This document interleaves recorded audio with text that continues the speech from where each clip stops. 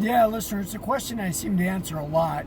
And I get it. I mean, it adds to your credibility, right? Yeah, I was a fighter. I had a terrible record because I fought the wrong way. I fought at a time when everybody who was a fighter was just a tough guy.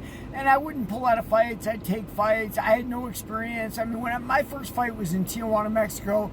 It was professional, and I was a karate guy. I had been with my Muay Thai instructor, which shows you what kind of instructor he was, for about a month. I said, give me a fight, let's go. And my logic was sound. I had been in a million bar fights in Tijuana. What did I care about a fight in the ring? It sounded even safer. But the reality is this, like my book, Warrior of the Light, is a guide to how to protect yourself in the fight game, how to not make the same mistakes that I did. And going further than that, I mean, now I'm not just talking about mistakes that ruin my record and everything else.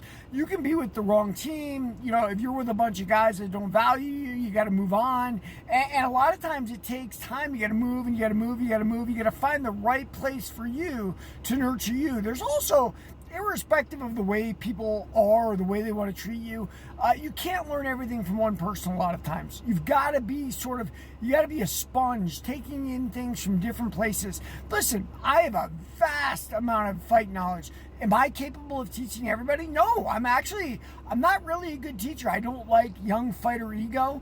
And I think the way most people deal with young fighter ego is they let them learn. They set them up, right? Like I got set up. Like, okay, tough guy, here you go. Here's a fight in Tijuana. Boom, So yeah, the answer is, listener, I did fight. I was 0-1 as a professional. My amateur record, if you include smokers, it's going to be something like 15-7.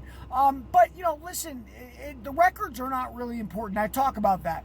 Some people are protected, right? You can make a terrible fighter undefeated by matching him correctly. Conversely, you can take a fighter that's awesome and you can give him a 500 record. It all has to do with the matching. I can tell you this, guys, most of my wins were against guys that had less experience than me. You learn every time you step in that ring. You learn what you can do, what you can't do, and whatnot.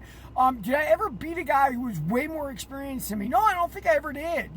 And so the difficulty or the conundrum is you only get experience by doing it, but you shouldn't get in there until you have enough experience to be there. And that is a difficult thing. Every young fighter is a big ego. They're a tough guy wherever they came from. Otherwise, they probably wouldn't be a fighter, right? But martial arts, especially combat sports, there are certain rules that you got to learn, and it takes time to learn them. My biggest conundrum was learning how to leg check, right? Like I was a karateka. We moved our feet in an entirely different way. MMA, conversely, allows you to do certain karate stuff you can't do in kickboxing. But yeah, there it is, listener. Read my book, Warrior of the Light. You'll love it.